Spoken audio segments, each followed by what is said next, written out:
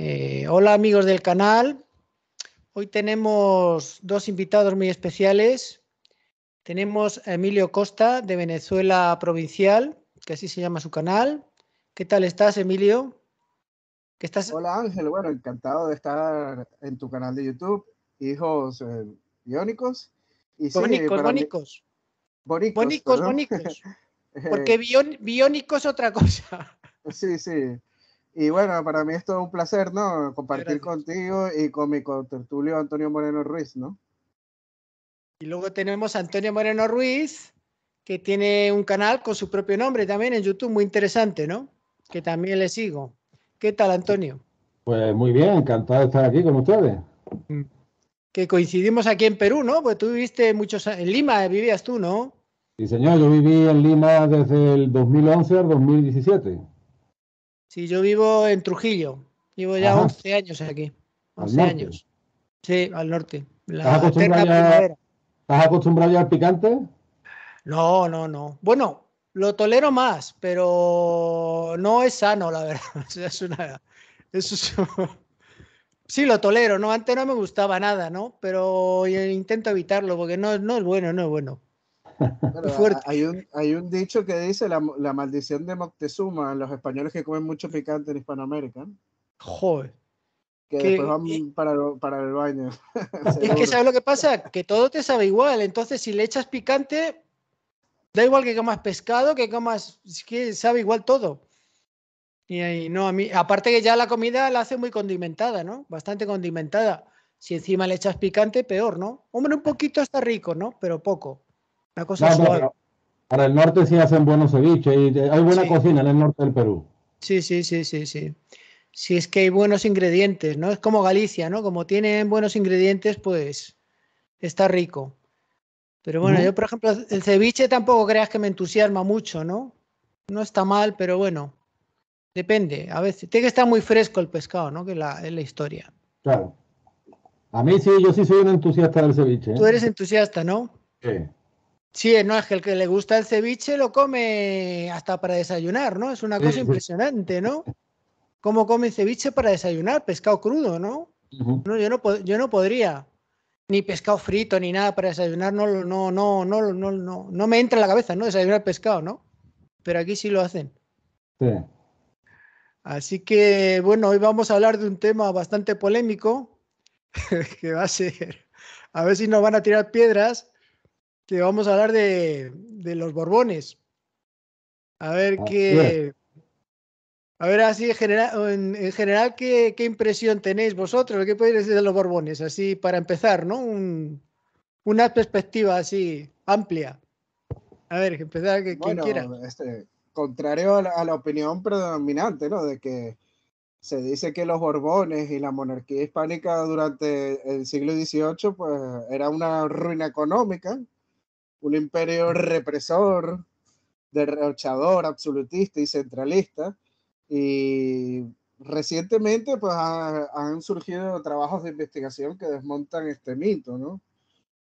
Inclusive vemos estudios de la universidades importantes como Oxford, Regina Grafe, que estudian las cajas reales de todos los virreinatos y las capitanías generales. Y cuando nos ponemos a observar detalle por detalle, es todo mentira, ¿no? Es como que si existiera una leyenda negra en contra de los Borbones. Y yo creo que va mucho más allá, ¿no? O sea, yo creo que mezcla un poco lo político, hay un trasfondo político detrás de todo esto, ¿no? Esta leyenda negra, porque hoy en día, pues, es la dinastía que reina en España.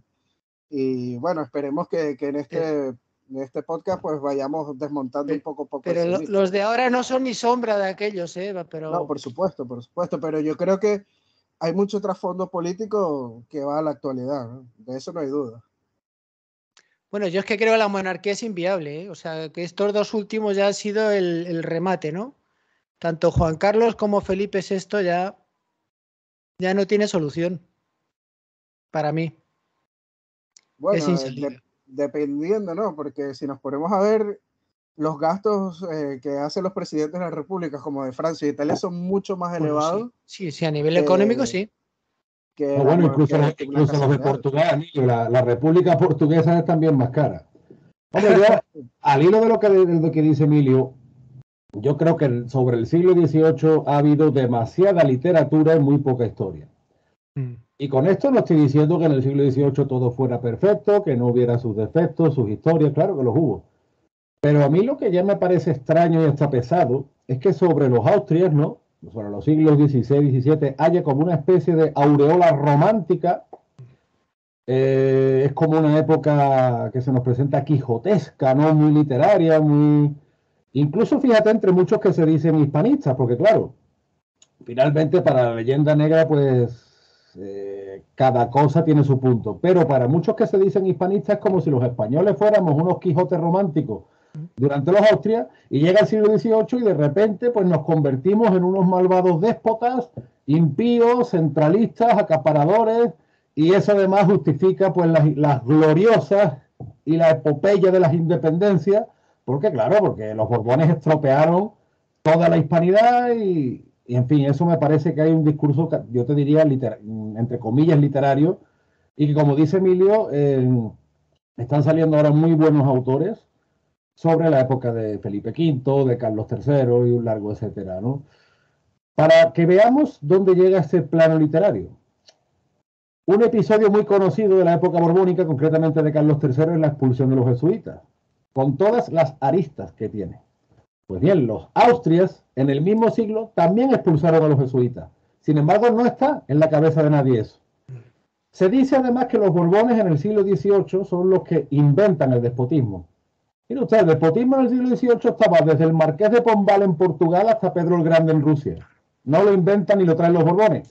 Pero es más, en España, cuando hablamos de los Austrias, y otra vez muchos que se dicen hispanistas con buena intención, pero jamás mencionan la guerra de los comuneros y la guerra de las Germanías. La guerra de los comuneros en Castilla, la guerra de las Germanías en Aragón.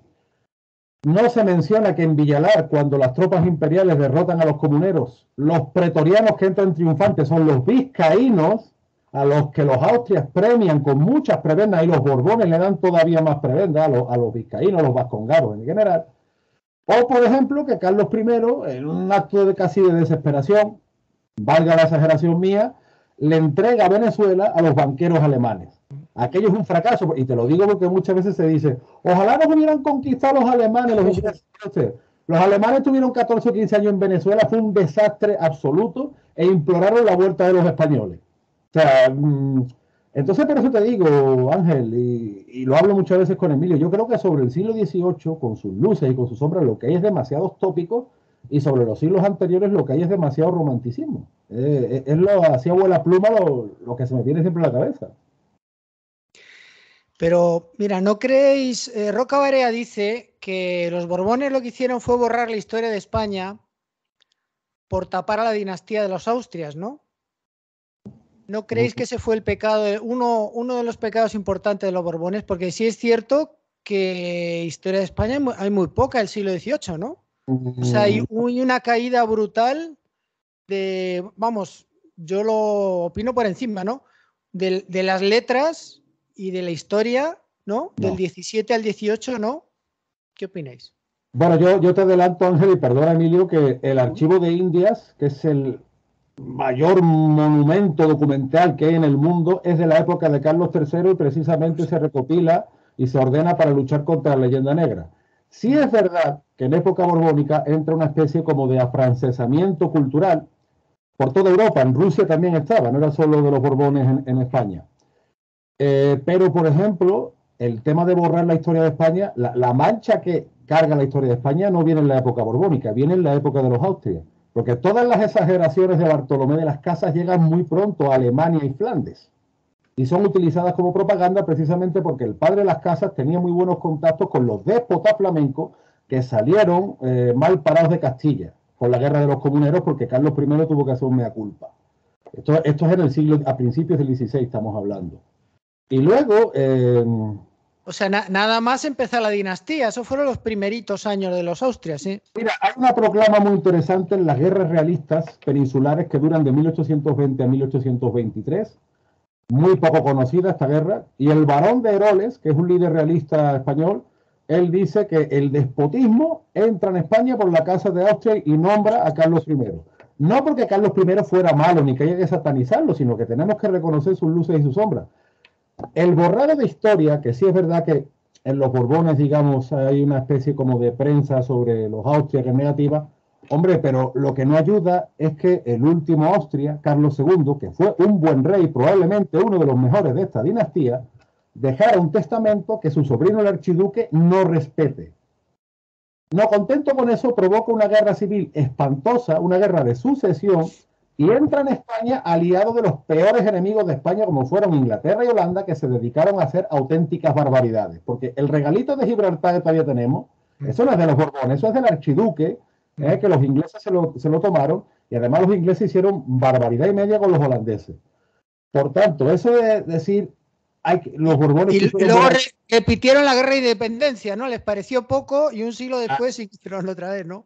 Por eso te digo que yo eso de que los Borbones quieren borrar la historia de España a mí me parece una simpleza, no estoy de acuerdo con eso, y no estoy de acuerdo porque tenemos que señalar los contextos, el contexto de la guerra de sucesión de una Austria que entra aliado de los peores enemigos de España, sí, y que provoca una guerra espantosa, que de hecho esa guerra da el traste con todo el regeneracionismo que su tío Carlos II había hecho, porque fue una administración, la verdad que es que para pararse a estudiarla, si Felipe V pudiera haber continuado esa época de regeneración, y no hubiera tenido que coger un país después de una guerra de sucesión, y además, lo que hablo muchas veces con Emilio, cuando se dice, no, que España fue una mera sucursal de Francia. No es cierto. Felipe V, todo su reinado, su accidentado reinado, porque además él quiso abdicar, volvió, no paró hasta reconfigurar a España como una potencia. Y de hecho, una del corolario del reinado del primer Borbón es ese pacto tan interesante, no solo el pacto de familia Francia y España, sino la posición española sobre Italia, con Parma y Nápoles como monarquías sufragáneas, lo cual da un equilibrio geopolítico en el Mediterráneo interesantísimo que dura todo el siglo. Y perdón, Emilio, que me he ido yo por petenera. Sé que te apasiona el tema, por eso te dejo tranquilo. Es que sobre esto yo creo que hay que debatir mucho, ¿eh? Es uno de los temas que los hispanistas tenemos que dejar en claro de una vez, ¿no? Hay ciertos temas, y este es uno de ellos, que ya está bien, ¿no? De tanta fábula y de tanta historia que nos cuentan, ¿no? Y vamos a hacer nosotros otra leyenda negra dentro de nosotros mismos. Eso es ridículo, ¿no? O sea, la leyenda negra dentro de nosotros, ¿no? Del hispanismo, ¿no? Entonces hay que debatirlo y que salga a la luz lo que fue la realidad. Sí, no sé si Antonio vas a querer seguir o... Ya paro.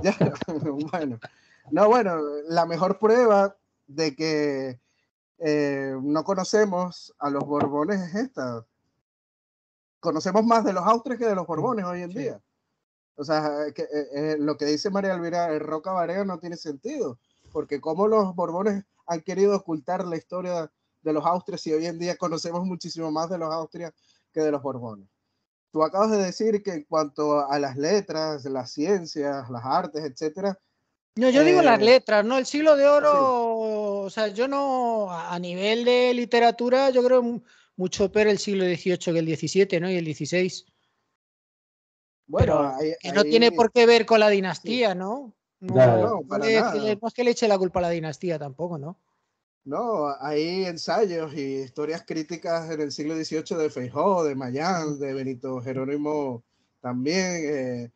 En cuanto a las ciencias, yo creo que es la mejor época de todas. Sí. Vemos a científicos como Jorge Juan, como Antonio de Ulúa. Se hace la academia... Que eran prácticamente imberbes, porque tenían 20 y tantos años, ¿no? Esta gente, ¿no?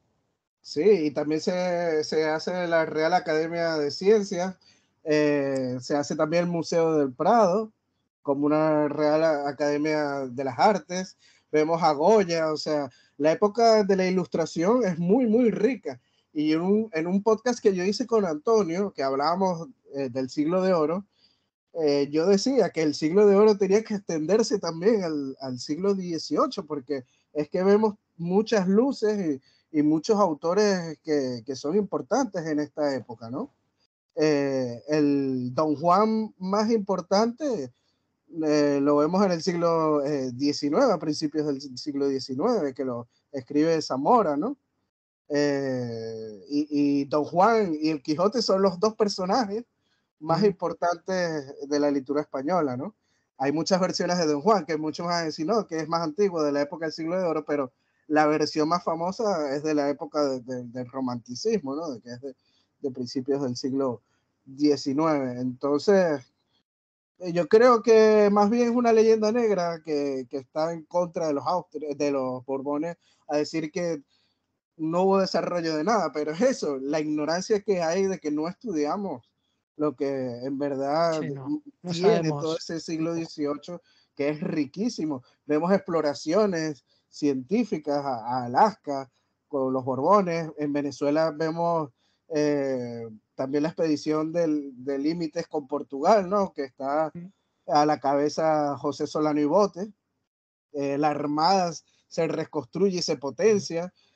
Queda sin duda alguna porque lo que no dicen es que no había armada a principios del siglo XVIII. Eso no lo dicen nunca. Por ejemplo. Y eso es fundamental, vamos, saberlo. Sí, yo creo la edad dorada para mí de la Armada Española, sin duda alguna, en cuanto a adelantos científicos, es en la época de los Borbones, el siglo XVIII, y España mantiene un imperio de ultramar junto a sus posesiones en América gracias a esta armada, ¿no? Claro. La gran primera globalización, el mayor cenit de intercambio comercial lo vemos en el siglo XVIII, que salían desde Asia, en las Filipinas, pasando por América hasta el puerto de Cádiz, y después con el aumento del libre comercio gracias a Carlos III, lo vemos multiplicado y a todos los puertos de la península, ¿no? Desde Cantabria, las Vascongadas, Galicia, en la misma Cataluña se beneficia de eso. Existen... Málaga. Cataluña era pobre, pero recontra pobre en el siglo XVII, ¿no? Y se quejan de los Borbones cuando, madre mía, ¿quién levantó Cataluña? Los Borbones. Y en el siglo XIX siguieron favoreciéndolos, ¿eh? O sea, es interesante porque los Borbones tienen una política de desarrollar las zonas más desfavorecidas, y eso pasa en Europa como en América. Por ejemplo, ya en la época de Felipe V, que los buques no pueden ya pasar por el río Guadalquivir. Sabemos que en Sevilla estaba la Casa de la Contratación, que regulaba todo el comercio hispanoamericano, por así decirlo. Se pasa al puerto de Cádiz. Después, como bien dice Emilio, se habilitan varios puertos para el libre comercio, y hay zonas como Cataluña, que era una zona considerada segunda o tercera categoría, que sube como la espuma gracias al proteccionismo textil que le ofrecen los Borbones. Y en América pasa 3/4 de lo mismo, porque muchas veces lo hemos hablado con Emilio. La capitanía de Venezuela, bueno, o Venezuela, como lo queramos llamar, con Carlos III y Carlos IV experimenta un progreso económico como probablemente no lo había tenido en su historia.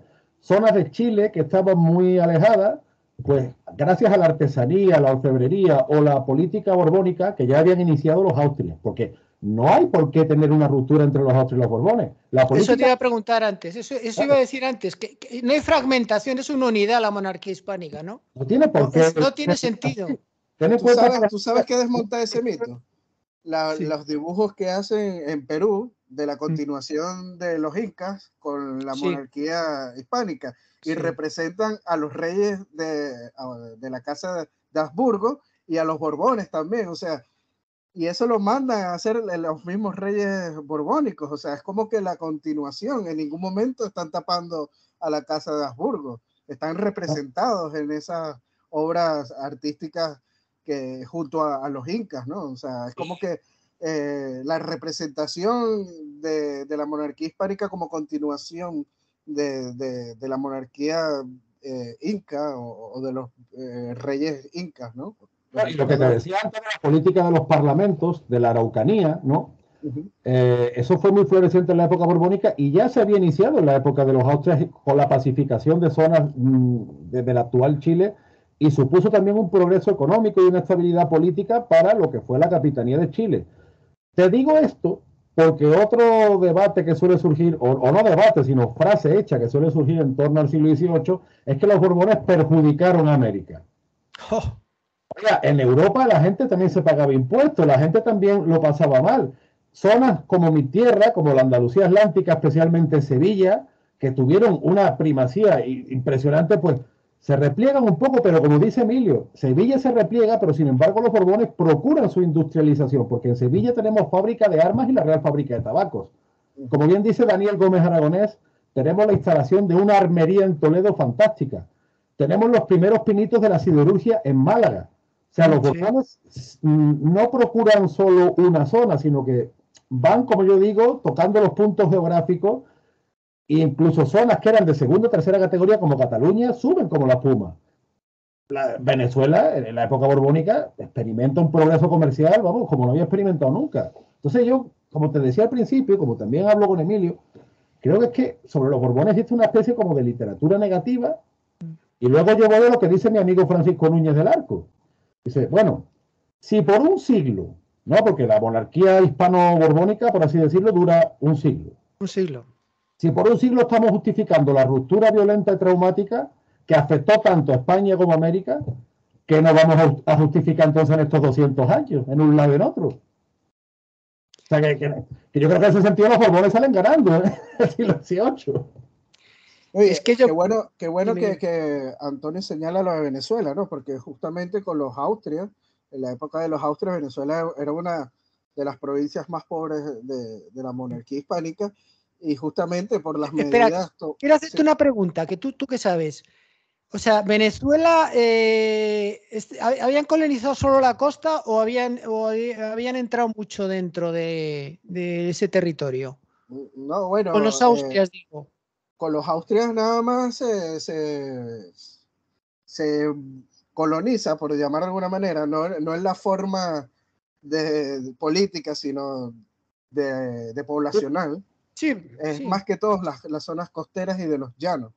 Claro.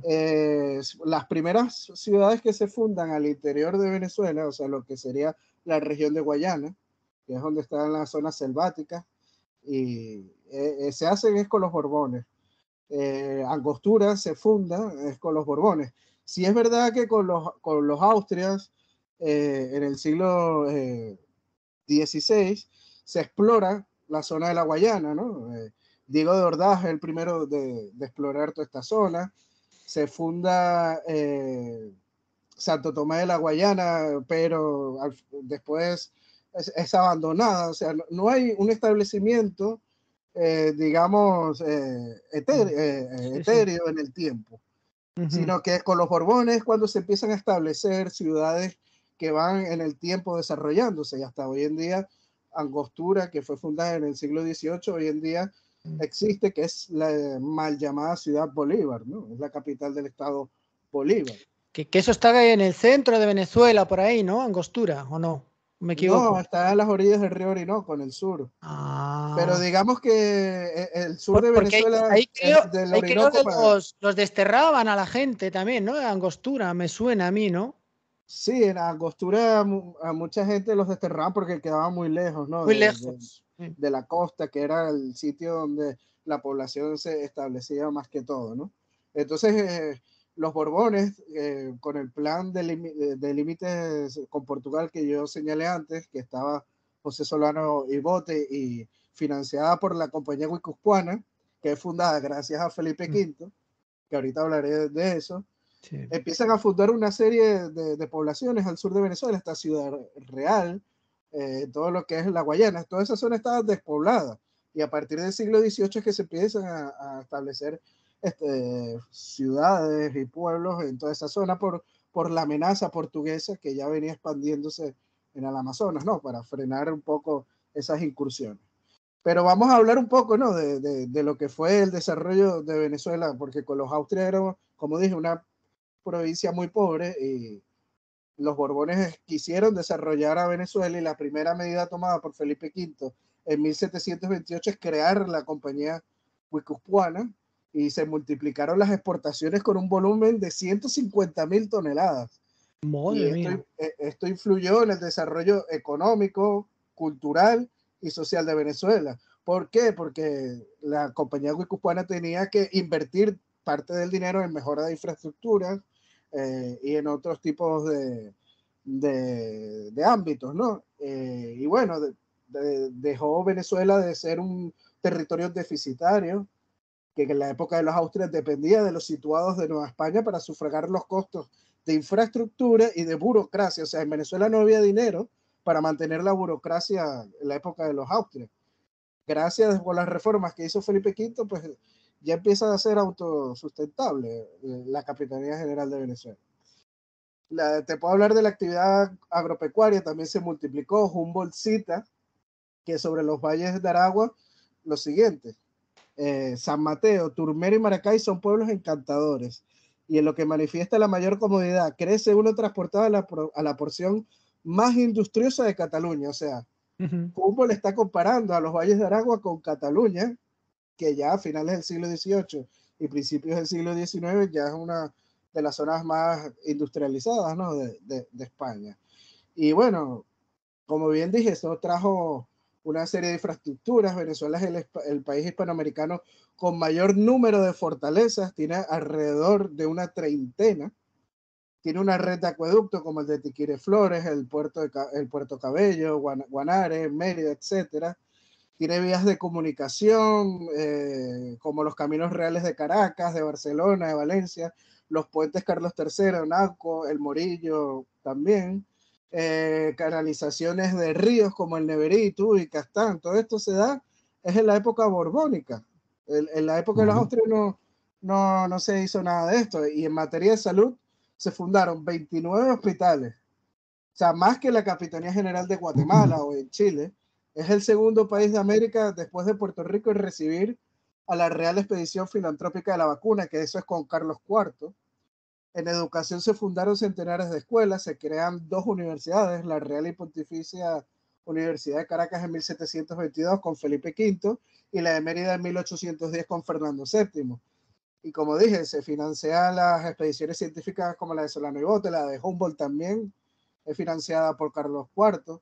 Inclusive el tercer globo aerostático que se elevó en América fue elevado en Caracas en 1785. Justamente bajo el reinado de los Borbones. En Caracas también se crearon instituciones como la Real Audiencia, la Intendencia, el Real Consulado o la Casa de la Moneda, y todo esto es con los Borbones, y dan fe de la importancia que ya tenía Venezuela antes de la independencia. O sea, gracias a los Borbones es que Venezuela se desarrolla como un territorio rico, ¿no?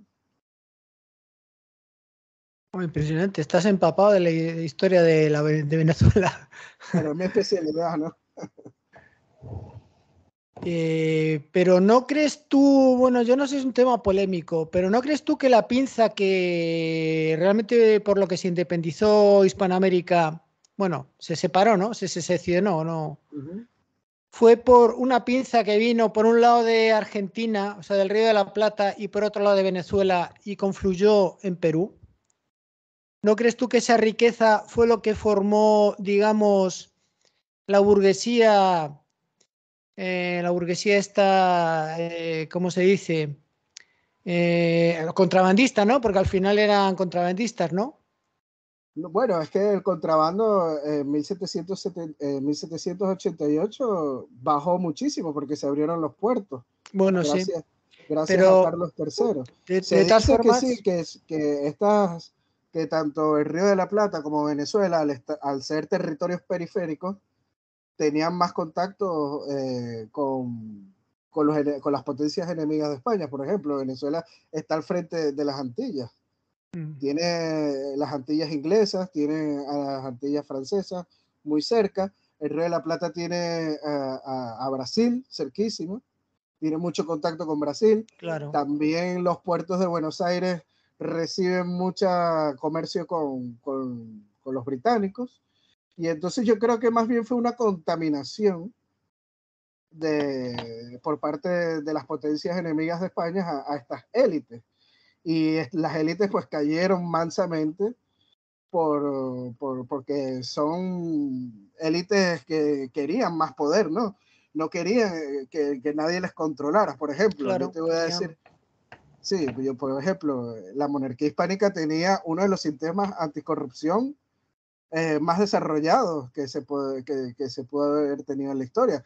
Habían visitadores, había juicios de residencia para los gobernadores, virreyes, etcétera, cuando terminaban su mandato. Eso hoy en día es imposible de imaginar, que un presidente vaya a un juicio después de terminar su mandato y que tú lo puedas denunciar por corrupción. Imagínate, ¿no? No acabábamos nunca entonces, Emilio. Sí, y podían durar años los juicios incluso, ¿no? O sea, claro, no era un trámite, porque ahí te podía acusar cualquiera. Claro, cualquier persona. Ojalá hubiera ahora eso. Sí, sería muy rico, ¿no? Verlo, un juicio. Pero bueno. Claro, por eso, o sea, dicen, no se puede revivir el imperio, pero, hombre, hay que conocer lo bueno que había, ¿no? Y este tipo de cosas, ¿no? Como los juicios de residencia, pues es un ejemplo, ¿no? No, eso está claro, la historia no tiene más vuelta de hoja ni queremos una máquina del tiempo, pero si no conocemos bien nuestra historia, eso nos va a condicionar el presente y el futuro, y de hecho a todos los pueblos hispanos nos lo está condicionando el no tener un conocimiento y una valoración adecuadas de nuestra historia. Y esto no es un problema solo de Hispanoamérica, porque recordemos que España, la España oficial, la marca España, es la primera que está auspiciando y hasta financiando la leyenda negra. Sí. Y eso tiene mucho efecto sobre las conciencias. Quiero decir que esto no es solo una discusión de 4 señores eruditos aburridos. La leyenda negra y el desconocimiento de nuestra historia es un arma política moderna. Lo hablo también muchas veces con Emilio. Fíjate, Ángel, por ejemplo, cómo canales rusos, iraníes, chinos, alemanes, franceses buscan siempre su emisión en español y siempre se lían a hacer debates sobre la historia de España, sobre que si somos unos asesinos. Ahora es la moda de decir que España ha inventado la esclavitud. Pues eso tiene sus efectos. Eso tiene sus efectos inmediatos en el presente. Sí. Y el tener a esas conciencias, digamos, o sea, la poca autoestima que tenemos tanto españoles como hispanoamericanos tiene mucho que ver aquí. Sí. Y como te digo, lo que es la manipulación. La expulsión de los jesuitas, pensamos en los Borbones, pero no en los Austrias. ¿Por qué? Son muy románticos los tercios de Flandes. Oye, que yo los admiro, ¿eh? Oye, no quiero... Pero ojo, que la gente no vaya a confundir que es que nos cargamos los Austrias y los odiamos. No. También, ojo. Pero ojo que en el siglo XVIII, gracias a evitarnos las cargas europeas que tenían los Austrias, pues pudimos desarrollar una armada más acorde con nuestros intereses, por ejemplo. Y eso no está en las cabezas de la gente. Es como lo que hablamos, por ejemplo, de María Elvira Roca Barea, que no estamos satanizando a doña María Elvira, que su libro es muy válido. No. Su libro es súper válido y recomendable, pero sí creo... y ha abierto un camino, vamos, una avenida, vamos. Pero yo creo, al igual que Emilio... no tiene la verdad 100% tampoco, ¿no? Claro, pero yo creo que al igual que Emilio, que con los Borbones de España es una mera sucursal de Francia. No es así.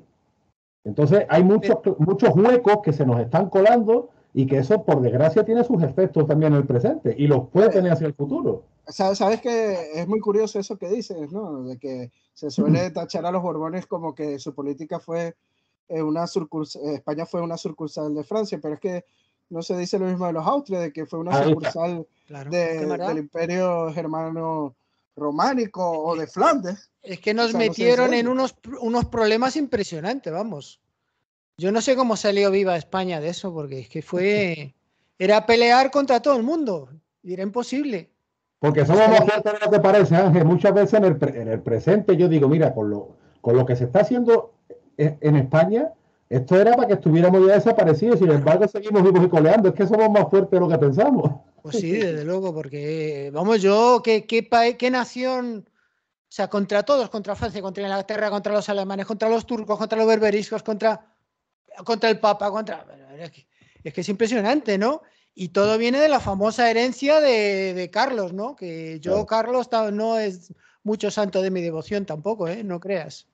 La herencia de los Habsburgo fue horrible. Cosas buenas y cosas malas, como todo. Lo que pasa es que lo que no podemos es caer en romanticismo con uno y en oscurantismo con otro. Claro, pero que nos metió en una serie de problemas que al final acabó en nada porque se perdió, mejor que se perdiera. Porque lo único interesante era el reino de Nápoles y Sicilia para mí, y el resto, oye, pues allá ellos, ¿no? Que era legal lo que hacía, sí, porque él era el soberano, ¿no? Sí, ilegal era, pero era imposible, no se podía. Claro. Yo creo que se tenía que haber centrado más, primero, bueno, esto se sale del tema, ¿no? Pero es que me interesa mucho. Primero, una Francia católica. O sea, haber apoyado de verdad al bando católico en la guerra de religión en Francia, ¿no? A muerte. Y luego haber apoyado a los católicos ingleses que se resistieron muchísimo, ¿eh? Y les reprimieron, pero brutalmente a los católicos ingleses. Y si no se podía, por lo menos una Irlanda católica independiente, ¿no? Y eso hubiera sido infinitamente mejor que meternos en todos los líos de la guerra de religión y en todos los problemas de los austrias, ¿no? Lo que pasa es que, bueno, Flandes económicamente generaba demasiados ingresos. Sí, pero generaba, pero al final no generaba nada, porque costaba tanto la guerra que... No, al final, más bien hizo que se perdiera muchísimo más dinero, Claro, porque todas claro. las quiebras que trajo... pretender enviar tropas desde Italia por tierra a Flandes en el siglo XVI y XVII, madre mía. Eso tenía que ser, pero vamos, una fortuna lo que tenía que costar. Mandar. Y las quiebras que tuvo la monarquía hispánica fueron justamente con los Habsburgos, fueron 7. Con Felipe II, con Felipe III, con Felipe IV y con Carlos II, que ya Carlos II consiguió reequilibrar el sistema financiero, ¿no? Sí, saneó. Es que fíjate lo que es la cosa, por ejemplo, como esa suerte de romanticismo ostracista nos vende muchas veces como que Carlos II ya es la decadencia, cuando precisamente Carlos II probablemente es de los mejores reyes que tiene esta dinastía. Es que el romanticismo ostracista no tiene lógica. Es que ya te digo, no tiene una lógica histórica desarrollada. Pero no era el sistema el que funcionaba, porque realmente Carlos II, el hombre estaba, no creo que... Estaba bastante mal, ¿no? Estaba mal de salud, pero fue un rey que era el sistema el que funcionaba, me parece a mí. Más que el monarca, ¿no? Supo buscarse muy buenos asesores y supo además dar en muchas buenas teclas. O sea, Carlos II es muy interesante porque precisamente después de la guerra de 1640, que fue espantosa, supo crear un camino para la regeneración y en buena medida lo consiguió. Lo que estropea es la guerra de sucesión que empieza su sobrino, el archiduque. Es que volvemos a lo mismo. La empieza otro Austria. Y bueno, entonces, ¿creéis que era legítimo el testamento de Carlos II? O sea, ¿realmente le tocaba ser rey a Felipe d'Anjou o no? Porque esa es la polémica, ¿no? Porque muchos dicen que no, el último testamento es con Yo Felipe pienso d'Anjou. que sí. Yo pienso que tenía más derechos que el otro, ¿no? Pero esa es una polémica muy fuerte que hay también, ¿eh? De que tenía más derechos el archiduque que Felipe. Pero a falta de pruebas contundentes, Carlos II lo que nos deja es su sobrino Felipe d'Anjou. O sea, a no ser que se haga un análisis grafológico. ya va a estar es la decisión del mismo soberano. ¿Qué? Ya va a estar complicado hacer un análisis grafológico. Bueno, sí. ¿Qué lo vamos a hacer, verdad? Pero realmente es... os iba a preguntar una cosa y no me acuerdo ahora. No, bueno, que lo que estaba comentando antes es que la decisión que el mismo Carlos II toma es esa. Hay que respetarle su decisión, es su deseo. Claro. Entonces no entiendo por qué, o sea, nos vamos a poner un debate de que el uno y el otro. El que manda en ese momento, el que elige, la facultad la tiene, es el mismo monarca. Y si él lo considera así, y además, o sea, tiene los... O sea, si tú lo pones a analizar, tiene los mismos derechos que el Carlos, Felipe d'Anjou, de ser rey. Y algo muy curioso, que Felipe pudo haber sido rey de Francia y al final él decidió eso ser quería hablar, de España. Oye, ¿no creéis vosotros que el problema de España, o sea, esto empieza de antes, ¿no? Pues fíjate, si hablas mal de los Austrias y de Carlos y de Isabel la Católica, ya es que te tiran al río. Pero ¿no creéis que Isabel la Católica se plegó a los intereses de Aragón y se enfrentó a Francia, que ha sido enfrentarse a Francia a la ruina de España? O sea, no se vio nada más que con Napoleón, que realmente lo que hundió a España fue la invasión napoleónica, ¿no? O sea, mientras España ha sido aliada de Francia, no se ha ido muy bien, porque además es lógico, ¿no? Porque realmente la potencia, por lo menos demográfica, bueno, económica también, ¿no? De Europa era Francia, ¿no? Y España, pues, lo que es inaudito es lo que hizo con tan poca población, ¿no? Porque es que realmente no se entiende cómo podía hacer lo que hizo siendo tan poca gente, ¿no? Y un país que tampoco era muy rico porque hay mucha montaña y la tierra tampoco es rica, el clima es frío. Y entonces Francia le supera en eso, ¿no? ¿Qué opináis de esto? Hombre, a toro pasado es lo que decía, por ejemplo, el historiador portugués Oliveira Martins, que es uno de mis historiadores predilectos. A Castilla le hubiera convenido mucho más por así decirlo, un imperio atlántico en alianza con Portugal. Eso opino yo. Es que Castilla era atlántica. Castilla era atlántica y Isabel la volvió mediterránea también, ¿no? Y Castilla era una potencia, ¿no? Era una potencia naval, ¿no? Llegó a atacar Londres incluso, ¿no? Porque Castilla apoyaba a Francia en la guerra de los 100 años, ¿no? Y desde las atarazanas de Sevilla sale ese ataque de Londres, pero es lo que te digo, Ángel, esto ya es un poco historia ficción, estamos hablando todo lo pasado, pero si uno se pone, yo creo que es interesante porque son cosas que podían haber ocurrido, ¿no? Sí, no, yo te digo. La guerra la puede haber perdido Isabel la Católica, la guerra civil. Oliveira Martins, por ejemplo, lo supo ver así. Oliveira Martins, que yo creo que es uno de los historiadores más perspicaces que hemos tenido en la península, a nivel peninsular, él lo ve así. Lo que pasa es que, claro, pero él ve muy claro que los intereses de Castilla y Portugal probablemente hubieran confluido más que tirarse por el Mediterráneo. Claro. Hombre, lo que pasa es que entonces no sabían... Los portugueses, pero pónganse en el lugar de los portugueses. Los portugueses recelaban mucho de Castilla. También. Siempre tenían miedo, no querían esa unión. Porque iban a pensar que iban a ser sometidos. O sea, es un tema muy polémico, de verdad. Y que puede dar a muchas interpretaciones. Pero al final Portugal era débil y se alió con quien no se tenía que aliar, ¿no? Con Inglaterra, que siempre le traiciona. Por ejemplo, un ejemplo, lo vi hace un tiempo, yo no lo sabía, ¿no? La famosa esta conferencia de Berlín de finales del siglo XIX, Portugal reclamaba la zona que había entre Angola y Mozambique. Y dijo Inglaterra, no. Si tú reclamas, te pongo la flota delante de Lisboa, cuidado. Y de ahí surgió Rhodesia, Rhodesias, que yo creo que eran dos al principio, ¿no? O sea, ¿os imagináis un África que hubiera ido de Angola a Mozambique?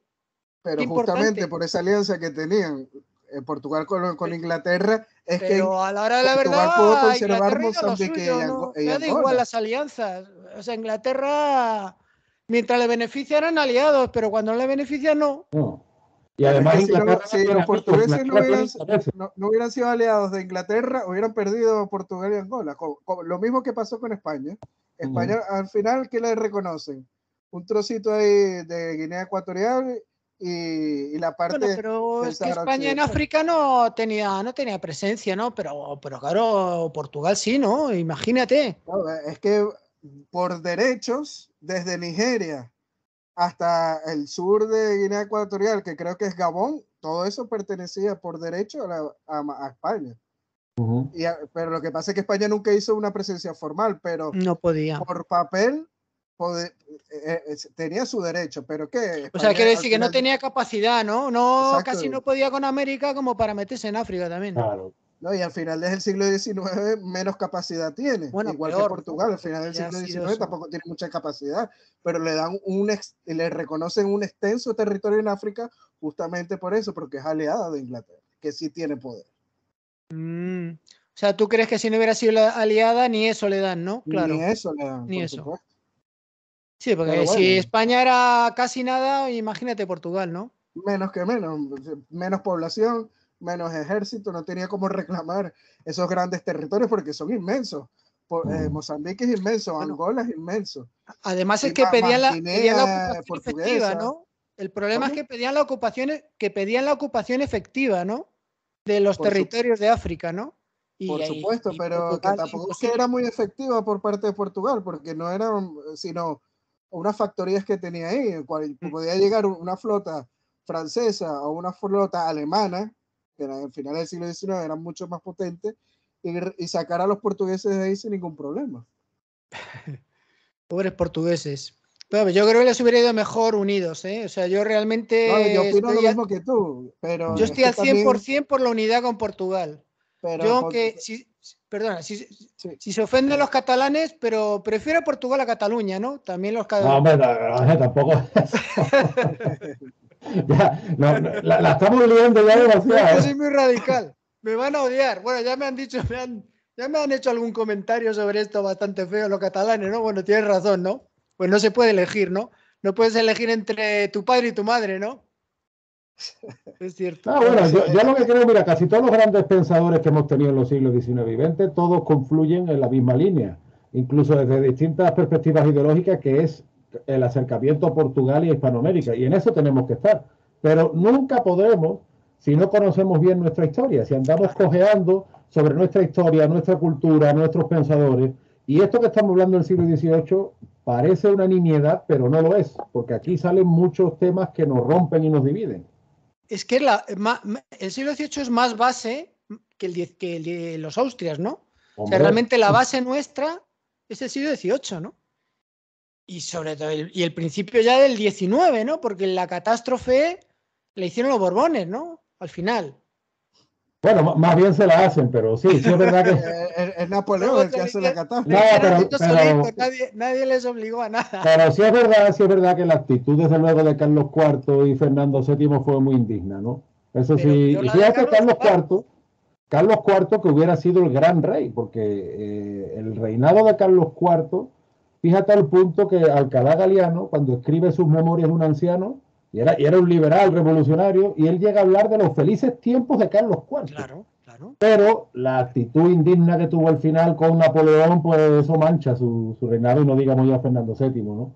Pero fíjate que Carlos IV, Ángel, en 1808 pudo ser el rey que cambió la historia, porque Carlos IV en ese año estaba dispuesto a hacer la reforma política que ya había planeado el conde de Aranda en su tiempo, de llevar príncipes españoles a los virreinatos con equipos de gobierno ya criollos propios, mientras que Santo Domingo, Cuba y Puerto Rico pertenecían a la España europea, y crear un gran circuito militar, diplomático y económico hispanoamericano que nos hubiera convertido en una Commonwealth, valga el anglicismo, una mancomunidad. Pero, ¿sabes qué es la historia? Dime. Pero que en 1808 entra Napoleón y, en fin, pues... Eso fue la desgracia. Napoleón fue el acabose. Que eso no disculpa la actitud indigna que tuvieron uno y otro con Napoleón, ¿eh? Yo solo quiero situar el contexto. Pero bueno, quien le cedió la corona fue Carlos IV, ¿eh? Sí, también es verdad, sí. ¿eh? Quien le dio la corona a Napoleón fue Carlos IV, no su hijo, ¿eh? Claro, pero el hijo, diciéndole, cantándole las glorias a Napoleón, pidiéndole una esposa de su familia, o sea... Ya ves. Le propusieron no sé cuántas veces la evasión, ¿no? Y dijo, yo evadirme, no, yo aquí estoy viviendo. Bueno, el palacio ese de Valencia, ¿cómo se llama?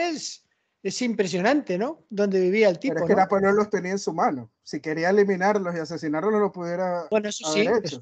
Pero, o sea, oye, si eres rey... Yo siempre digo... Yo no creo que Felipe II hubiera hecho eso, ¿eh? Pero ni de lejos, vamos.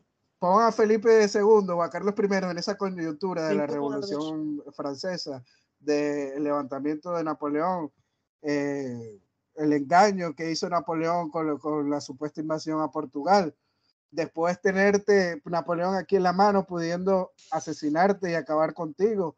Pero ¿por qué fue a Francia? O sea, ¿por qué fue? O sea, es que es increíble. Es que él solito se metió en la celda, echó la llave y la tiró la llave por la vez. Él solo. No le es verdad, la Revolución Francesa. Sí, es verdad, Ángel, que Carlos IV tuvo el proyecto de huir a México, pero el motín de Aranjuez lo impidió.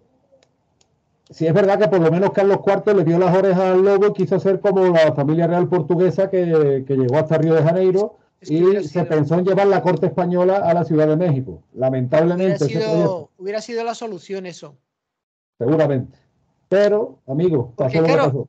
Debían haber asumido que la parte importante era América y la parte más importante de América era México, ¿no? Sí. Luego la corte debía estar en Ciudad de México. Es lo que decían los ingleses. A España hay que vencerla en América y no en Europa. Eso lo decían los ingleses. Es que... Y así fue. Claro. Sin América, España es un país más importante, pero es un país más, ¿no? Pero es que como yo venía diciendo antes, o sea, la Revolución Francesa hace que se trastoque todo el panorama político. Y les entra ¿A quién va a mucho apoyar miedo, España? Sí. ¿A qué bando va a apoyar España en la Revolución Francesa? Claro. Napoleón es el que venía a poner orden. Aliarse con Napoleón fue... La corona en Francia, o sea. Aliarse con Napoleón fue nefasto también, ¿eh? Me parece nefasto, a mí. pero en el momento, pues era el que se pensaba que iba a poner orden, iba a restablecer la monarquía. ¿Quién iba a decir que le iban a vencer, no? Exacto. Claro. O sea, por eso es que te digo, o sea, ponga quien pongas en una época muy difícil de gestionar políticamente. Ponga a Felipe II o a Carlos III. Nos tocaron también. 2 reyes muy malos, precisamente cuando tenía que haber estado lo mejor de lo mejor, estuvo lo peor de lo peor. Carlos IV tuvo una primera etapa de reinado muy buena. Sí, es que, claro, eso también duele porque dicen, no, es que, pero sí, la etapa más próspera fue lo que tú dices, el final del siglo XVIII. Demográficamente, en economía, en todo, en expansión, en territorio, en todo. Entonces, ¿sabes algo? La decadencia, ¿dónde está la decadencia? Yo no la veo. Y es que el Imperio Español tenía muy pocas deudas y una situación económica muy saneada. El mismo Alexander von Humboldt. Sí. En todo. En todo, ¿no? Y el mismo Alexander von Humboldt sostiene sobre la deuda estatal en su ensayo político sobre el reino de la Nueva España que a principios del siglo XIX España debía 120 millones de pesos. Francia antes de la revolución debía 1.100 millones de pesos y después de la revolución en 1796 debía 8.681 millones de pesos y el Reino Unido debía 2.821 millones de pesos. O sea, económicamente es superior Carlos IV, ¿no? Lo de la deuda, endeudar a los estados para manejarlos ya viene de antiguo, ¿no? No es de ahora. Sí. Eso es más viejo que la anda para adelante, Ángel. O sea, ya viene de los judíos de la Edad Media, de esa época, ¿no? O sea, es antiguo, ¿no? Y no solo de los judíos, o sea, verá, eso es más viejo ya que la anda para adelante. O sea, eso, las grandes bancas de Génova, de Venecia, de Alemania, ya sabían cómo funcionaba eso. Es que, vamos, yo creo que la Revolución Francesa realmente ocurrió por la deuda, o sea, la situación catastrófica que estaba Francia económica, ¿no? Por las guerras, ¿no? O sea, lo que no entienden es como en América. Yo creo que en América había bastante corrupción, ¿no? Entonces, a nivel de impuestos, ¿no? O sea, no se pagaba nada con los Austrias. Y llegaron los Borbones y dijeron, bueno, por lo menos que paguen, ¿no? Y entonces, claro, tenía muchas guerras, era muy caro y pues pusieron orden porque si no, ¿cómo se hubieran enfrentado a Inglaterra? Hubiera sido imposible, ¿no? Y eso allí a las élites americanas no les gustó nada, ¿eh? Bueno, yo te digo algo, según el mismo estudio de Humboldt que te cité antes, él señala que los habitantes de la América Española pagaban 1/3 menos de impuestos que los de la península. Claro, sí. Fíjate. No, es que siempre te dirán que las reformas borbónicas fue que les cayó un yugo encima, un peso que los arruinó, ¿no? Siempre dicen eso. No, los hispanófobos, siempre. Si citamos al trabajo que dije anteriormente de las profesoras Regina Grafe y Alejandra Irigoyen, ¿no? de la Universidad de Cambridge. El estudio se llama The Political Economy of the Spanish Imperial Rule Revised, se llama así. Y bueno, que está basado en la documentación fiscal de las cajas reales. Y ellas citan que más bien hubo un resurgimiento de la mano de Felipe V y las sucesivas reformas que se hicieron. Claro. Y ellas citan que la recaudación fiscal en las provincias de ultramar aumentó de 10 millones de pesos a 80 millones de pesos para final del siglo XVIII. Entonces sostienen que trajo una expansión económica y la monarquía hispánica alcanzó un equilibrio financiero en todos los aspectos, sobre todo en América, donde se aplicaba un flujo económico en forma de créditos al comercio. Esto estamos hablando de actividades privadas por medio también de los situados que hablamos anteriormente. Que es lo de explica lo que son los situados porque la gente no sabe. Bueno, los situados son las que cuando las provincias fiscalmente más ricas ayudan a las provincias más necesitadas, ¿no? O fiscalmente menos recaudadoras. Y como bueno, Cuba y demás, ¿no? Como Cuba, sí, por exacto, ejemplo. Puerto Rico, Honduras, etcétera. Las más amenazadas y las que menos riqueza tenían, pues México era quien más, bueno, Nueva España, ¿no? Y Perú también, por supuesto. Perú también, claro. Pero México sí era como el que llevaba más el peso de estos situados, ¿no?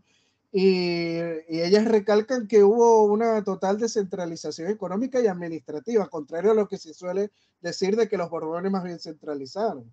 Pero ¿sabes qué, Ángel? Lo más resaltante del estudio es que durante el siglo XVIII, que es el más próspero en América, de eso no hay ninguna duda, se quedó el 96% de la riqueza producida.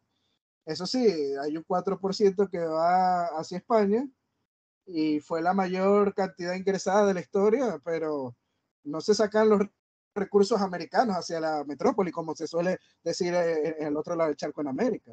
Es que América no fue un negocio para España. Es que están equivocados. O sea, ¿se creen que todo lo que se hizo en América era gratis o qué? O sea, No, o que la gente en Europa no pagaba impuestos o no trabajaba. Claro, también, ¿no?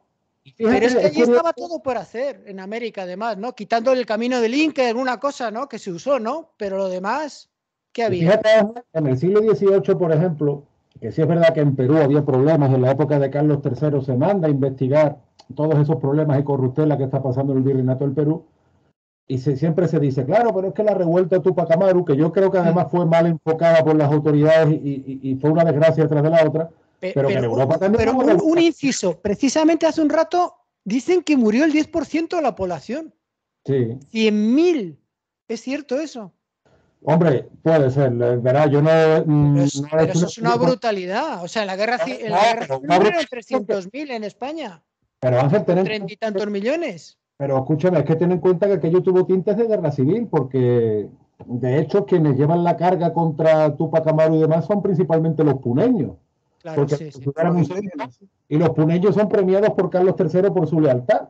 Entonces, al tener esos tintes de guerra civil, al tener esos tintes de enfrentamientos que venían locales de hacía mucho tiempo, pues probablemente, yo no he hecho un estudio pormenorizado, yo no me atrevo a afirmar eso. Pero sí es verdad que fue... Yo lo he leído hace un rato. He estado mirando una cosa y me ha parecido muchísimo. Yo lo pongo en duda, porque yo no creo que haya esa cantidad. A mí me parece brutal, ¿no? Un 10% es lo pongo en duda, no sé. Es sí, desde luego, pero a lo que voy es que en Europa también hubo revueltas sociales. Es que muchas veces se dice con la cantinela de que los Borbones perjudican exclusivamente a América, ¿no? Que en Europa también hubo un motín de esquilache y hubo épocas que hubo descontento y hubo épocas que, sobre todo en Madrid, porque a lo mejor los reyes tenían ministros franceses o italianos. O sea, eso también lo pasó con los Austrias, ojo. Claro. O sea, por eso te digo que es muy importante analizar los contextos y contarlo todo, y no la parte menos interna, y no dejar hueco. Entonces, en Perú, y yo creo que ahí se falló, pero todo el afán de Carlos III precisamente fue investigar las corruptelas y administrar justicia allí, y se fue, sí es cierto que se fue de las manos, yo no lo justifico, pero que los Borbones no tuvieron como objetivo perjudicar a América. No. Y claro, es como decir, perjudicamos a América para beneficio de los europeos. Oye, que aquí en Europa la gente pagaba impuestos, trabajaba, y hubo su revuelta, ¿verdad? Pero si subió la población y creció la economía, ¿dónde está el perjuicio? Es que yo es que no lo entiendo. ¿Tú qué dices? Si tú pagas impuestos, una economía sana se supone que recauda más el Estado, ¿no? O sea, por eso. Se supone, ¿no? Y yo que también he vivido allí. Tú sabes que en Perú Garibaldi es una leyenda idolatrada. Bueno, pues tú preguntas en Nápoles, primero por Garibaldi y después por los Borbones. A ver cuál es la opinión de los napolitanos. ¿Verdad? Bueno, es que eso, Garibaldi es así tipo Che Guevara, ¿no? O sea, aventurero, gente... Pirata, traficante de esclavos, asesino. O sea, peor que Che Guevara todavía. Claro. Peor. ¿Sabes en dónde se suele ver esa diferencia, no? En la numismática. Tú ves la numismática de los Austrias y está la moneda macuquina, que es una moneda artesanal que se descuida la forma y se le puede cercenar y se le puede violar, ¿no? Y creo que cuando llegaban a Europa las volvían a fundir, ¿no? ¿Te suena eso? Sí, no se respetaba la ley, era una moneda muy fácil de violar, ¿no? De que tú pudieras estafar a la gente. Cuando llegan a los Borbones, hacen una reforma monetaria y empiezan a acuñar moneda con maquinaria moderna, que fuera difícil de cercenar y que se respetara la ley. ¿Por qué? Porque, por ejemplo, en Potosí, que estaba una Real Casa de la Moneda muy importante, muchos de los acuñadores criollos pues utilizaban la moneda macuquina para la corrupción, se quedaban con parte de ella y no respetaban la ley, no respetaban los es que había mucha corrupción en América, eso no lo, es mi opinión, eso no lo cuentan. Los Borbones tratan de acabar pusieron con orden. eso. Claro. Y enviaron funcionarios de España, uno, porque estaban más cualificados, pienso yo. Y segundo, era más difícil que se corrompieran, ¿no? No, No, pero pero, también eso es otro pero también mito. tuvieron ministros criollos, Ángel, los Reyes. Bueno, sí, Tuvieron, también, ¿no? o sea, También. que- Pero bueno, sí hubo como más un número mayor de peninsulares, ¿no? No tanto como lo ponen, ¿no? Pero es que en los Pero, Austrias había muchos menos criollos en la administración. claro, Con los claro. Borbones es que hay muchísimos más criollos en representación. Es más, el mismo José de Galvez, que es el tío de Bernardo de Galvez, fue ministro del Consejo de Indias, él le escribe al rey su preocupación de que hubieran tantos criollos dentro de la burocracia hispánica, ¿no? Porque los criollos suelen ver como un poco más hacia sus intereses.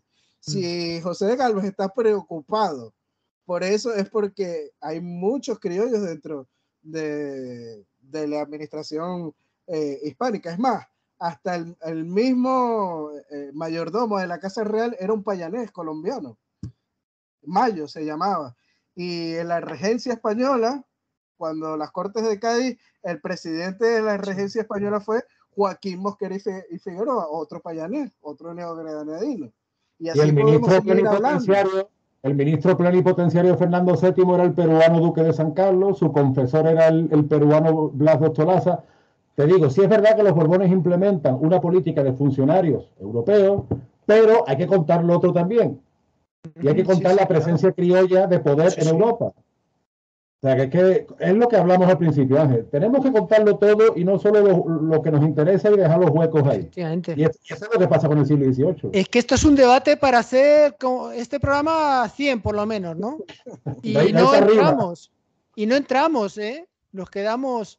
No es que es tan desconocido que la gente. Es que son 4 tópicos lo que tiene en general, ¿no?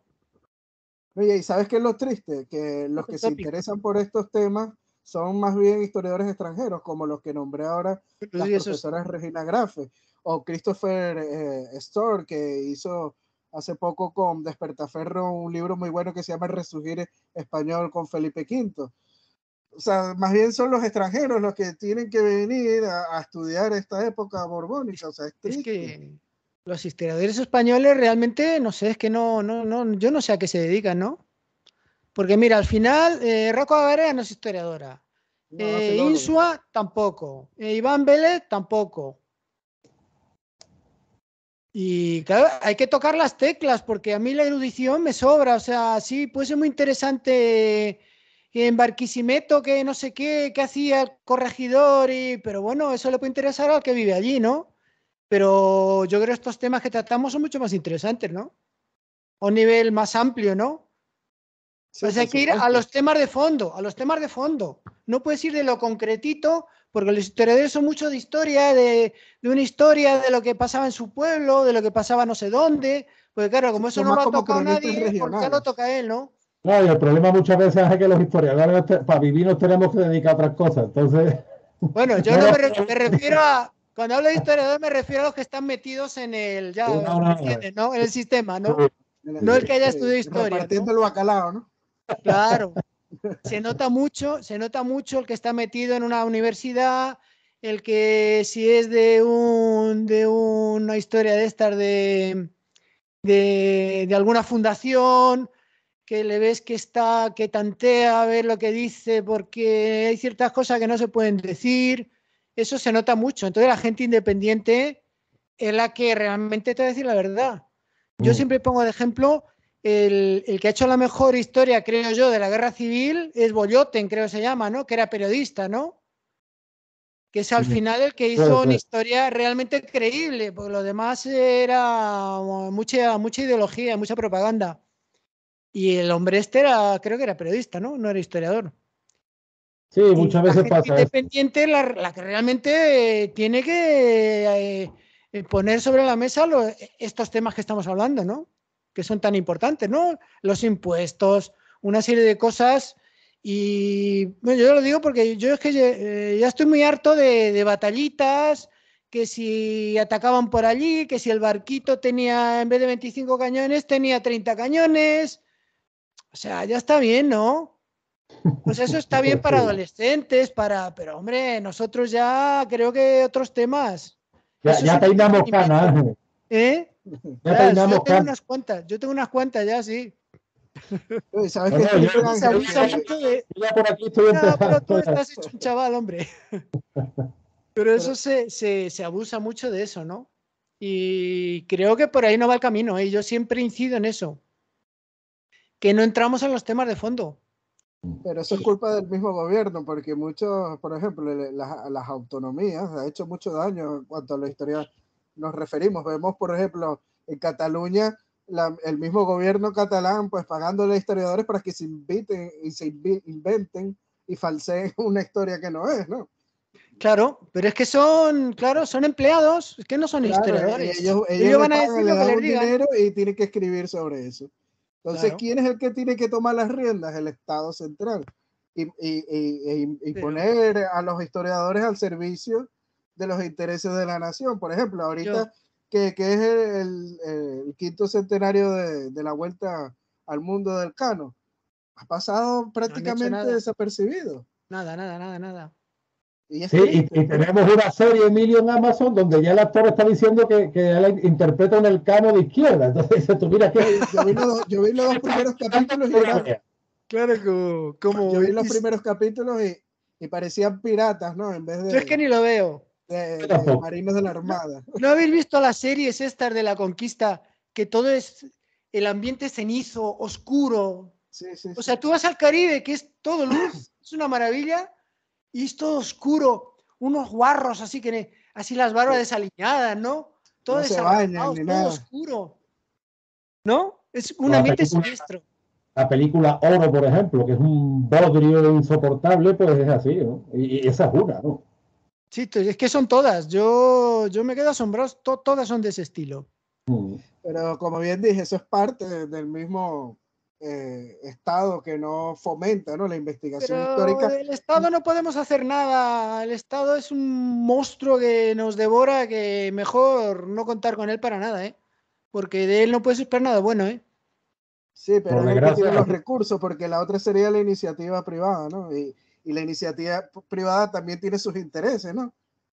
Tiene que O ser sea, a nivel nuestro, porque por ejemplo el documental este que han hecho, el de la primera globalización, hombre, que te saquen, creo que han sacado, ¿no? A este del PSOE, ¿cómo se llama? El que iba con Felipe González. Alfonso Guerra. Alfonso guerra, Guerra, guerra. hombre, que te saquen a Alfonso Guerra, o sea, no hay otro, ya está bien. Yo lo pensé nada más que lo vi. Oye, y no demonizo el documental, pero que yo lo pensé, digo, como decimos aquí en Sevilla, mi arma otra no había. Que otro no No, había pero eso como... me parece bien lo que hicieron, porque ideológicamente alguien de izquierda ve a Alfonso Guerra y a lo Sí, lo mejor la hacen por eso, mirará ya lo sé, ya lo sé y que lo hacen entonces por eso. dirá, ve, no es un documental facha. Pero ¿por qué hay que edulcorar siempre todo? ¿Por qué hay que rebajar siempre el nivel? O sea, siempre el nivel tiene que ser por lo bajo, todo dulcecito, porque claro, el de izquierda que no se moleste, la lesbiana que no se enfade, el otro, hombre, no, las cosas son como son. Y ahí Alfonso Guerra no pinta nada, vamos. Es que no pinta nada. Por desgracia, Además, mi un tipo imagen. que se ha dedicado a hundir a España.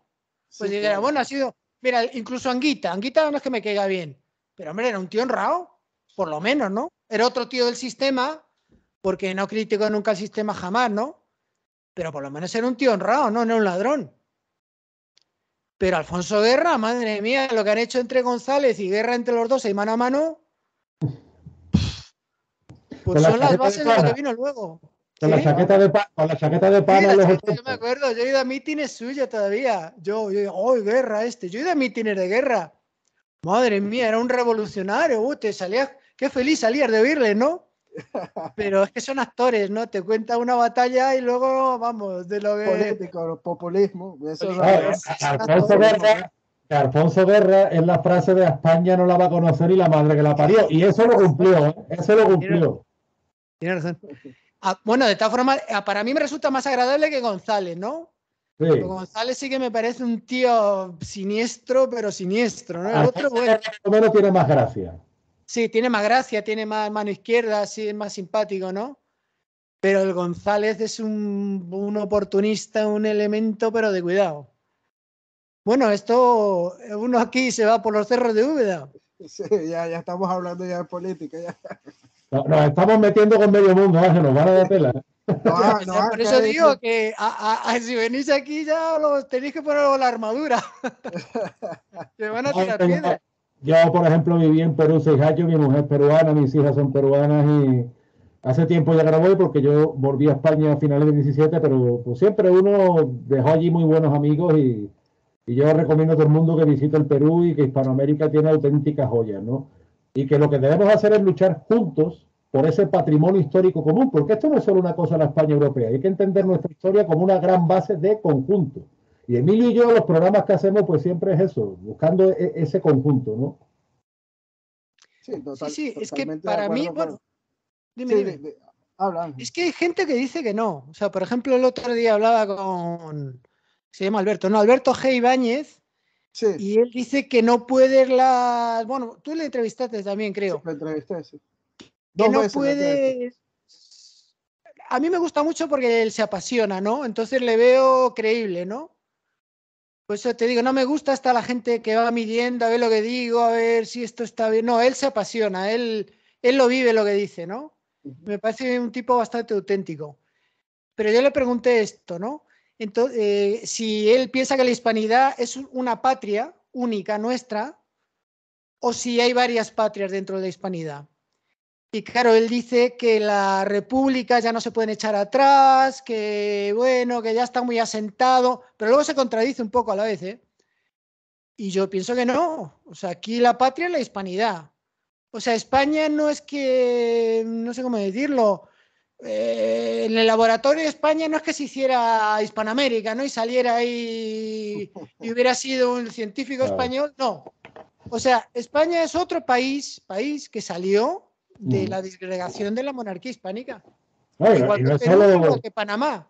No es solo la influencia española en América, Ángel, es la influencia de América en España, en la dieta, en la música, en la arquitectura. América cambió nuestra historia y es parte de nuestra historia y es parte no solo de nuestra historia, sino de nuestro ser, de nuestra identidad. Yo ahí concuerdo contigo. Claro. Y sabes que es muy interesante que hasta en estos debates de Borbones y Austria lo vemos también de un lado y del otro del charco, ¿no? Porque sí, allí igual. Allí peor, allí no los pueden ver a los Borbones, ¿eh? No, ellos dicen, no, de que América se independizó porque los Borbones eran los seres del mal, unos seres diabólicos, prácticamente satánicos, por no decir del otro. Incumplieron el pacto que había hecho Carlos I, que eso era de la corona y no sé qué, entonces como ya no había pacto, pues ya eran libres, ¿no? Claro, sí, pero de la guerra de los comuneros mejor hablamos, ¿no? Sí, claro, por supuesto, pero ¿sabes por qué ellos aceptan ese discurso más? ¿Sabes por qué? Porque claro, ellos dicen, bueno, hay que echarle la culpa a alguien. Bueno, ¿a quién se le echamos? A los Borbones. No le vamos a echar la culpa a Bolívar, porque Bolívar es nuestro libertador, es venezolano. Claro. Es propaganda pura y dura, 100% propaganda. Como cuando decía... que también hemos asumido aquí, Ángel, que Bolívar tiene estatuas por toda España, ¿eh? Sí, es una vergüenza. Claro. Oye, me quedé asombrado cuando presentasteis a Franco exalzando a Bolívar. Sí, yo no lo sabía eso, me quedé de piedra. Primo de Rivera, la Segunda República, Franco y el emérito, los 4 levantaron estatuas a Bolívar. Madre mía. No, y para el que no lo quiera creer, ahí está ese corto publicitario de la época. Pero, es política, o sea, si yo quiero llevarme bien con las repúblicas, pues no puedo tirar por el suelo a quien es su fundador, ¿no? Exacto. Es pura política, ¿no? Pero entonces, claro, eso se sale ya de la historia. Eso lo vemos en muchos hispanistas hoy en día a la hora de escribir. Lo vemos en Marcelo Gullo, en Santiago Armesilla, en esos artistas. Porque ellos, claro, ese es el discurso que le cae bien a todo el mundo, tanto de un lado al otro del charco. Entonces, ¿quién es el chivo expiatorio? Los Borbones. Claro. Es que hablando del tema yo lo que creo es que mucha gente, por la avenida que decía antes que ha abierto Elvira Roca, pues ha dicho, oye, aquí hay mercado, por aquí me meto yo, ¿no? Porque claro, la hispanofobia, como está ya tan trillada, pues ya son muchos, ¿no? Pero sin embargo esto, como está creciendo, pues se meten con un hispanismo de medio pelo, ¿no? Entonces, tú no puedes andar defendiendo a San Martín y decir que eres hispanista, ¿no? Pues yo he visto vídeos de Marcelo Gullo poniendo a San Martín por las nubes. y al día siguiente te habla de la patria española y de no sé qué, y entonces el que iba a matar la patria española, entonces, ¿cómo es eso? A ver, a mí que me lo explica. Que era español, que San Martín Vamos, que se crió encima no era en- ni hispanoamericano, que él No, estuvo allí un rato. hablaba con acento andaluz y todo, como Sí, Antonio. sí. No, que al principio no se fiaban de él por el acento incluso, ¿no? Decían, no, este es godo, este cuidado con él, este viene a traicionarnos, ¿no? Sí, Entonces, totalmente. ¿cómo se come eso? O sea, ¿cómo puedes defender tú a la vez la hispanidad y a San Martín? Yo Y creo que luego, todavía falta tiempo, Ángel. Como te digo, han sido muchos años, sobre todo en el siglo XIX, tanto España como las repúblicas americanas tuvieron que crear discursos para los nuevos estados-nación, los sí, llamados hechos diferenciales, y todavía hace falta mucho filtro, mucha purificación, mucho debate, y con lo pero que tú dices, y a los temas de fondo, eso es hay que fundamental. derrumbarlo. Si la gente piensa, quiere sentir que la hispanidad es su patria, eso Sí, hay sí, que sí, tirarlo por el suelo. de acuerdo. No, no podemos. Sí, bueno, nosotros Y aportamos nuestro mucha granito gente de arena, ¿no? mucha gente no va a poner a parir por eso, ¿eh? Pero es que no, yo no le veo salida. O sea, Hay que aquí las acostumbrar. medias tintas no van a ir bien, ¿eh? No van a ir bien porque nos vamos a quedar ahí en tierra de nadie y se va a hacer ni chicha ni limonada, ¿no? Bueno, cuando Antonio y yo hacemos nuestros programas, tratamos de aportar nuestro granito de arena y diciendo las cosas sean como sean. Nos hemos ganado muchos enemigos de muchas partes, pero también mucha gente que nos reconoce y nos felicita Claro, por el trabajo que hacemos. Que al final eso es lo que importa, ¿no? De que más gente claro. vaya abriendo los ojos y desenmascarar todas estas falsas mentiras. Y que están muy contaminadas por la política y la ideología, que es lo más triste de todo. Lo que nos están separando a los hispanos es esto, la política y la ideología más que todo. Claro. No, no, es que nosotros tenemos que ir con la verdad. O sea, nosotros no necesitamos propaganda ni inventarnos nada. La verdad, con la verdad los derrumbamos. Hombre, y luego tener lo que yo llamo contrapropaganda, tener el ojo de desmontar sus mentiras, ¿no? Porque ellos son como llevan muchos años y ya están muy elaboraditas, ¿no? Saben dónde atacar, ¿no? Entonces también saber desmontarlo, ¿no? Pero con la verdad, nosotros no tenemos por qué inventarnos nada. Sí, no, y además en Hispanoamérica te digo una cosa, en Hispanoamérica cada vez hay más gente crítica. De hecho, los Sí, grandes críticos de las independencias son historiadores hispanoamericanos. Yo pienso, por ejemplo, en el colombiano Pablo Victoria, colombiano también fue Luis Corsi. Yo en Perú fui muy amigo y discípulo de José Antonio Pancorbo, que en paz descanse, que tiene un libro fundamental como Los demonios del Pacífico Sur. Está Francisco Núñez, que es ecuatoriano. Estuvo José Manuel González, que en paz descanse, argentino, que escribió La cueca larga de los Pincheiras, una montonera realista a la independencia sudamericana. El problema es Zunzunegui que mexicano. Zunzunegui mexicano, que historiadores salen y sobre todo mucha gente joven crítica, harta, justamente en los bicentenarios. El problema que tenemos es que la España oficial, lejos de apoyar esto, lo que apoya es todo lo contrario. Que esa es España otra. oficial, olvídate. Es que montamos un circo y nos crecen los enanos. Pero ¿qué te vas a esperar de un tipo que se va a hacer rituales satánicos ahí a la plaza de armas, al patio de armas del Palacio Real? O sea, ¿qué te vas a esperar? O sea, Pero lo yo que por le eso, salgan cuernos y humo y le salga cola o otra cosa. No es que hay que hablar de Como esa el día, gente. como el día de la bestia, ¿no? Hay que perderles el respeto totalmente, porque es que no se lo merecen. pero yo Ya por eso, estaría Ángel, bien. te digo que sin ser yo un iluso o un pesimista, o un optimista, perdón, sí dejo cierto margen porque, oye, hasta hace 10, 15 años en Perú tú no podías criticar la figura de San Martín y ahora hay muchos jóvenes peruanos que la critican abiertamente. Algo está empezando a cambiar para bien, ¿eh?